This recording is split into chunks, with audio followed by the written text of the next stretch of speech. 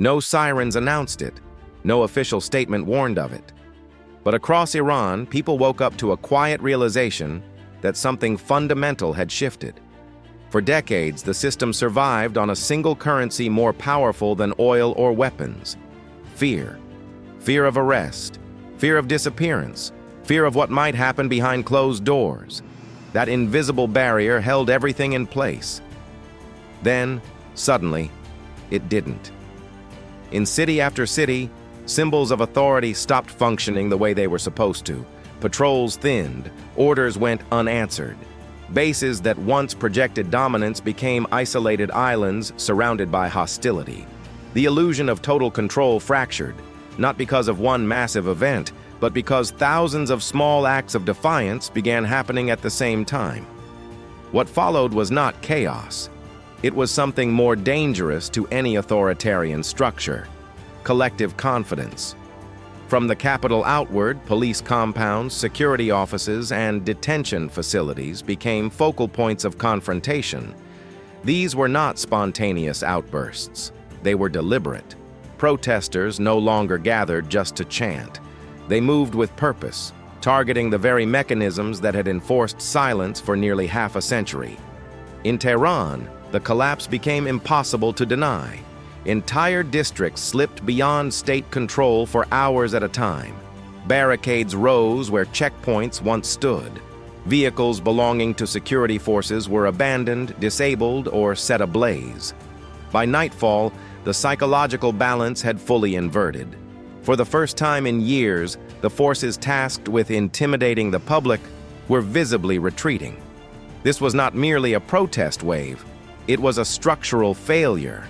To understand why this moment mattered, you have to understand how the system was built. The security apparatus was never designed to defend borders. It was designed to dominate neighborhoods. Its power came from speed, visibility, and unpredictability. Small units, rapid deployment, overwhelming presence. That doctrine worked, as long as fear flowed in one direction. But once fear evaporated, the entire design turned brittle. Across multiple cities, the same pattern emerged. Units advanced, encountered resistance, stalled, and withdrew. Streets that once scattered crowds now trapped patrols. Motorized squads, once the regime's most effective tool, found themselves immobilized by barricades, narrow alleys, and coordinated civilian tactics. The streets had learned. Footage from multiple locations showed something unprecedented. Residents defending their own neighborhoods. Rooftops became vantage points. Balconies turned into lookout posts. Protesters communicated across blocks using hand signals, whistles, and improvised warning systems. When security forces entered, they were met not by panic, but by preparation. This was not armed insurgency. It was urban resistance rooted in familiarity with terrain, timing, and numbers. Meanwhile, the state responded the only way it knew how: by escalating force. Live ammunition replaced crowd control. Warnings were replaced with gunfire. Entire areas were placed under de facto siege. Reports of casualties surged. Independent estimates suggested thousands were killed in a matter of days. Historically, this strategy has worked for regimes facing mass unrest. Strike hard enough, fast enough, and the population retreats into survival mode. Streets empty, silence returns. But Iran did not follow that script. Instead of ending the movement, the violence transformed it. Each funeral became a rally. Each name added to the casualty list deepened collective resolve. Grief converted into anger. Anger hardened into determination. The regime miscalculated a critical variable. The population no longer believed compliance guaranteed safety. As the death toll rose, so did participation. This created a paradox the authorities could not solve. Escalation fueled resistance. Restraint emboldened it. Every option carried consequences the system was not prepared to absorb. At the same time, cracks appeared inside the security forces themselves. Morale deteriorated rapidly. Orders became harder to enforce. Loyalty, once assumed, had to be purchased, threatened, or outsourced. Reports surfaced of external fighters being brought in to fill gaps. This alone signaled weakness. A system confident in its legitimacy does not import loyalty. What accelerated this unraveling was exposure.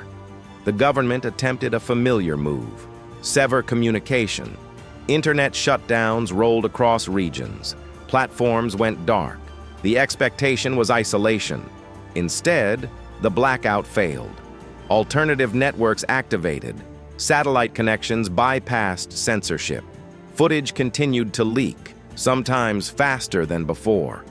Images of burning stations, fleeing units, and crowds overrunning facilities circulated globally within minutes. More importantly, they circulated domestically. People in one city watched another succeed and replicated it. The blackout, intended to blind the population, instead confirmed the state's fear. As the information barrier collapsed, so did the myth of invincibility. The security apparatus, once marketed as a protector of the oppressed, now appeared as something else entirely, an enforcement arm of entrenched economic interests. For years, vast sections of the economy had fallen under opaque control. Ports, trade routes, construction, financial channels beyond oversight. To the public, uniforms no longer symbolized order. They symbolized extraction. This perception shift was fatal. Once people stop seeing authority as legitimate, even if they still fear it, the system becomes unsustainable. When fear also disappears, collapse becomes inevitable. Signs of desperation multiplied. There were reports of medical vehicles being misused for tactical movement. Ambulances, symbols of neutrality and care, were allegedly deployed as cover. Whether isolated or systematic, the damage was irreversible. Trust, once broken at that level, cannot be repaired with statements. The state was no longer just losing control. It was losing moral standing in its own population's eyes. As pressure mounted on the streets, attention turned inward, toward the leadership itself.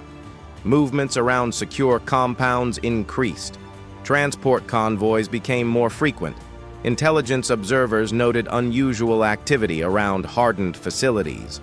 While official messaging projected calm, internal preparations told a different story. This was not confidence.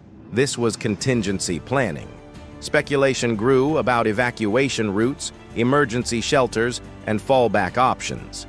Aircraft associated with elite transport drew attention.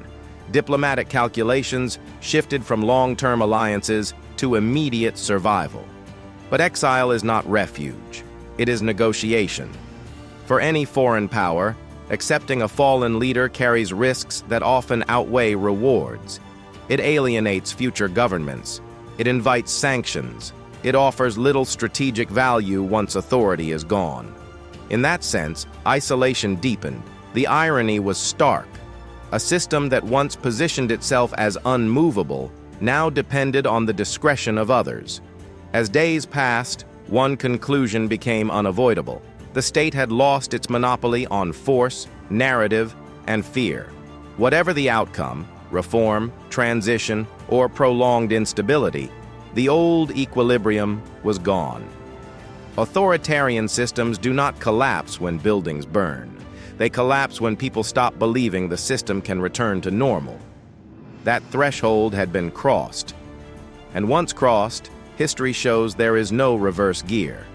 If you found this analysis valuable, make sure to like the video. It helps more people see it. Subscribe to the channel for in-depth updates and clear breakdowns of the conflict as it continues to evolve. Don't forget to turn on the notification bell so you don't miss our next report. The situation is changing fast, and we'll be tracking every major development. Until next time, stay informed and keep watching closely.